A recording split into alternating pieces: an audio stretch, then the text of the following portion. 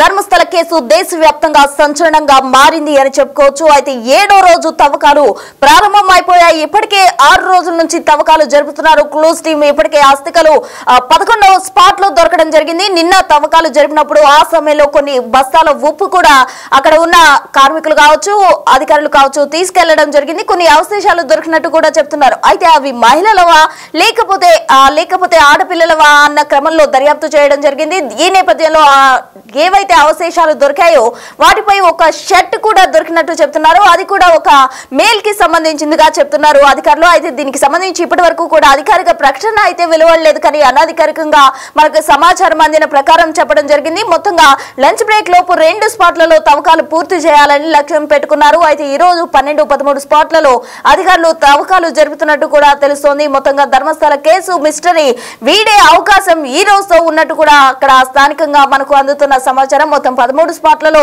తవ్వకాలు జరుగుతూ ఉన్నాయి. ఈ రోజు మధ్యాహ్నానికి దాన్ని పూర్తి చేసే విధంగా కూడా అధికారులు లక్ష్యం పెట్టుకున్నారు. మరి ఈ రోజు అయినా సరే ఆ తవ్వకాలు పూర్తి అవుతాయా, ఏవైనా అవశేషాలు దొరుకుతాయా, ఈ కేసు మిస్టరీ వీడే అవకాశం ఉందా అన్న దానికి సందిగ్ధత నెలకొంది. దీనికి సంబంధించి తాజా అప్డేట్స్ మా ప్రతినిధి అశోక్ స్పాట్ నుండి అందించేందుకు సిద్ధంగా ఉన్నారు. అశోక్, ఇవాళ కూడా తవ్వకాలు అయితే కొనసాగబోతున్నాయి. నిన్న ఎక్కడైతే 4 డెడ్ బాడీలు దొరికాయో నేత్రావతి నది ఒడ్డు మీద, అక్కడే తవ్వకాలను మళ్ళీ కంటిన్యూ చేయబోతున్నారు. ఎందుకంటే నిన్న సాయంత్రం 6 దాటిన తర్వాత మొత్తం చీకటమయమైపోవటం, అది కూడా పూర్తిగా జంగిలి వాతావరణం లోపల ఉండటంతో సో లైట్లు కానీ ఫెసిలిటీస్ కానీ ఏమీ లేకపోవటం, మరోవైపు వర్షంతో ఉదయం నుంచి కూడా అక్కడ పనిచేస్తున్న సిబ్బంది అంతా పూర్తిగా తడిచిపోయిన నేపథ్యంలో 6 గంటలకల్లా క్లోజ్ చేసి వాళ్ళు దొరికిన అవశేషాలు తీసుకుని సిట్ ఆఫీస్కి వెళ్ళిపోవడం అనేది జరిగింది. దొరికిన ఎముకల్ని పుర్రల్ని ఫోరెన్సిక్ ఆఫీస్కి పంపించడం జరిగింది. ప్రస్తుతం ఇవాళ సేమ్ స్పాట్లో మళ్ళీ కంటిన్యూ చేయబోతున్నారు. విజిల్ బ్లోయర్ చెప్తున్నది ఏంటి అంటే, సో అక్కడ కేవలం 4 బాడీలు కాదు, అక్కడ దాదాపు ఒక చోటే 30-40 డెడ్ బాడీస్ వరకు దొరికే అవకాశం ఉంటుంది. అలాగే ఇంకా మిగిలిన నేను చూపించిన లొకేషన్స్ ఏవైతే ఉన్నాయో 11, 12, 13 ఈ లొకేషన్స్లో తవ్వితే ఇంకొన్ని మృతదేహాలు దొరుకుతాయి. సో 10 ఏళ్ళు పూర్తయిపోయింది కాబట్టి కొంత నేను మర్చిపోవటం అంటూ కూడా జరగచ్చు. లొకేషన్ అంటే అక్కడ ఆ రోజు పూడ్చిపెట్టవచ్చు, నేను పూడ్చిపెట్టిన చోట ఉన్న మాదిరి ఇప్పుడు గుర్తు లేకపోయి ఉండొచ్చు, అప్పుడు అక్కడ చెట్లు లేకపోవచ్చు, ఇప్పుడు ఈ 10 ఏళ్లలో చెట్లు భారీ ఎత్తున పెరిగిపోయి ఉండొచ్చు. సో ఇలాంటి కారణాలతో బహుశా నేను చెప్పిన లొకేషన్ యాజ్ ఇట్ ఈజ్గా ఒకే చోట ఉండాలని లేదు.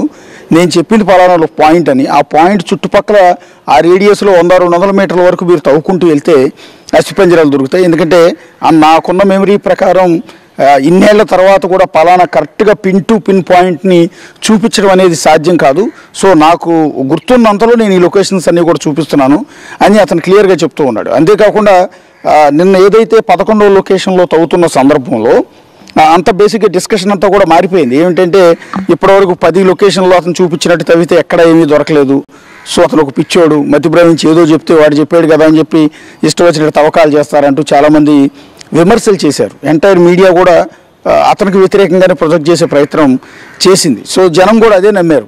సో అనవసరంగా ఇంత పెద్ద పురాతన 800 ఏళ్ల హిస్టరీ ఉన్న ఈ ధర్మస్థల మంజునాథేశ్వర ఆలయాన్ని ఈ విధంగా తప్పుడు ఆరోపణలు చేయటం ద్వారా దాని ప్రతిష్టను దెబ్బతీసే ప్రయత్నం చేస్తూ ఉన్నారు.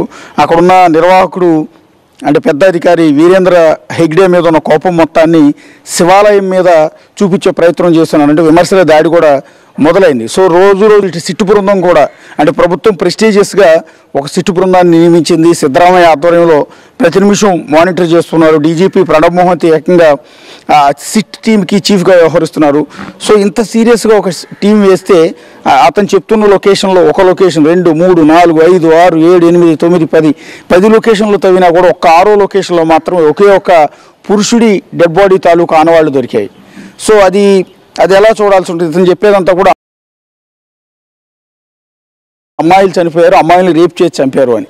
అక్కడ దొరికింది పురుషుడుదని ప్రాథమికంగా అంచనాకు వచ్చారు. సో ఇతను చెప్పిందంతా అబద్ధమేమో, సో ఎంత ప్రయత్నించినా వృధా ప్రయాసే తప్ప ఏమీ ఉండదని సిట్టు బృందం కూడా కొంత నీరు గారిపోయిన పరిస్థితి ఉంది. ఆ దశలోనే సిట్టు బృందంలోనున్న మంజునాథ్ గౌడ్ అనే వ్యక్తి ఎవరైతే విజిల్ బ్లోయర్ ఉన్నారో ఈ రహస్యాలు మొత్తం చెప్తున్నాడో అతను బెదిరించే పరిస్థితి కూడా ఉంది. నువ్వు కేసు వెనక్కి తీసేసుకో, నువ్వు లొకేషన్స్ చూపించుకో, నీ ప్రాణానికి హాని కలుగుతుంది అని. సో ఇలాంటి రకరకాల అనుమానాలు, రకరకాల ట్విస్టుల నేపథ్యంలో నిన్న 11వ లొకేషన్లో తవ్వుతున్నప్పుడు అసలు ఎంటైర్ కేసు అంతా కూడా నీరు గారిపోయింది, ఇంకేమీ లేదనుకుంటున్న తరుణంలో అనూహ్యంగా విజిల్ బ్లోయర్ నాకు ఇంకొక ప్లేస్ గుర్తొచ్చింది. ఇక్కడ తవ్వకం ఆపి, అంటే 11వ లొకేషన్లో తవ్వటం ఆపి నేను చూపించిన లొకేషన్కి రండి అంటూ దానికి ఒక 200 మీటర్ల అవతల కొండ మీద అడవి ప్రాంతంలో ఒక లొకేషన్ చూపించాడు. మరి అతనికి ఆ టైంలో ఎందుకు గుర్తొచ్చిందో ఏంటో తెలియదు. సో అక్కడికి వెళ్ళి తిరిగి ఇక్కడ నుంచి మిషనరీ కూలీలందరినీ కూడా తీసుకెళ్ళి అక్కడ తవ్వకానే తవ్విన 2 అడుగుల్లోనే ఒక పుర్రెకి సంబంధించిన ఆనవాళ్ళు, పుర్రె ఎముకలు దొరకడం జరిగింది. అక్కడే తవ్వుకుంటూ పోతే ఆ నియర్ బై ఉన్న స్పాట్లోనే, అంటే 2-3 అడుగుల లోతులోనే దాదాపు 4 మృతదేహాలకు సంబంధించిన ఆనవాళ్ళు దొరికిన శాంపిల్స్ని బట్టి చూస్తే చాలా క్లియర్గా, అంటే ముఖ దవడలు కావచ్చు, స్కెలిటన్ అంటే చనిపోయిన తర్వాత ఇక్కడ అస్థిపంజర ముఖానికి సంబంధించిన ఎముక ఏదైతే ఉందో ఇదంతా ఆడవారి మాదిరిగా అనిపిస్తోంది అని ఫోరెన్సిక్ నిపుణులు భావిస్తున్నారు. ఎందుకంటే మగవారికి ఈ దవడ భాగం అంతా కూడా పెద్దగా ఉంటుంది, దంతాల ఈ భాగం అంతా కూడా కొంత పెద్దగా కనిపిస్తుంటుంది. అందువల్ల చూడగానే ఇలాంటి పుర్రెలు చూడగానే ఇది మగవాడదా, పురుషులదా, పిల్లలదా, పెద్దలదా అనేది ఇమ్మీడియట్గా ఒక అంచనాకు రాగలుగుతారు.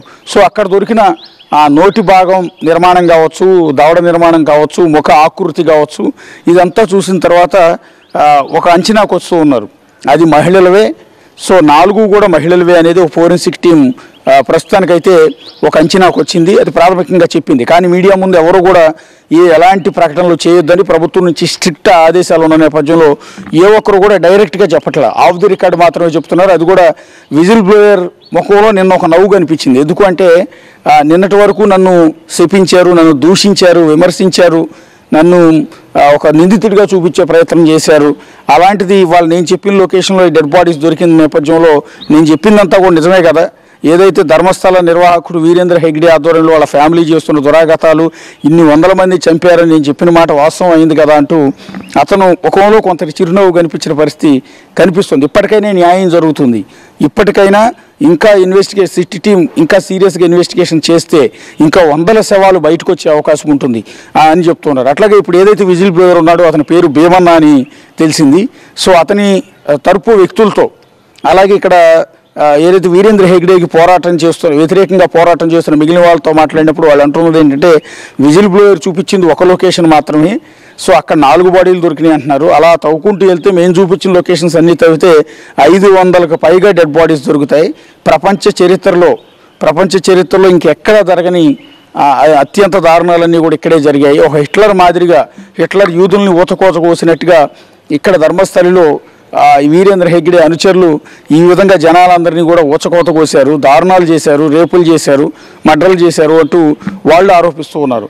సో ఇది ఏ దారికి తీస్తుంది అనేది వెరీ ఇంట్రెస్టింగ్గా ఉంది. నిన్నటి వరకు అసలు ఏవీ లేవనుకున్న వ్యవహారం కాస్త నిన్న 4 డెడ్ బాడీలు దొరకడంతో మరింత సీరియస్గా మారింది. ఇప్పుడు ప్రతిపక్షాలకి ఇది ఒక వెపన్ కింద మారింది దీన్ని కోచింగ్ చేయడానికి.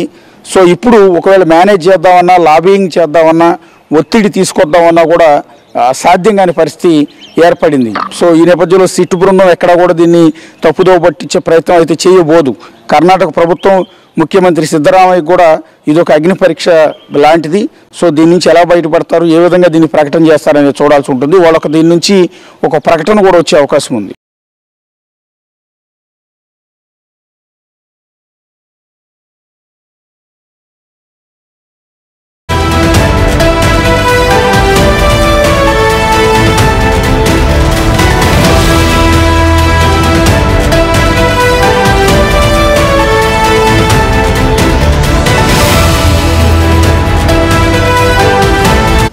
The Big Folk Night 2025 celebrating the soul of Telangana. August 23 సాయంత్రం 6 గంటల నుండి ఎల్బీ స్టేడియంలో. టికెట్స్ బుకింగ్ కోసం ఎంట్రీ వాలా యాప్ ను డౌన్లోడ్ చేసుకోండి.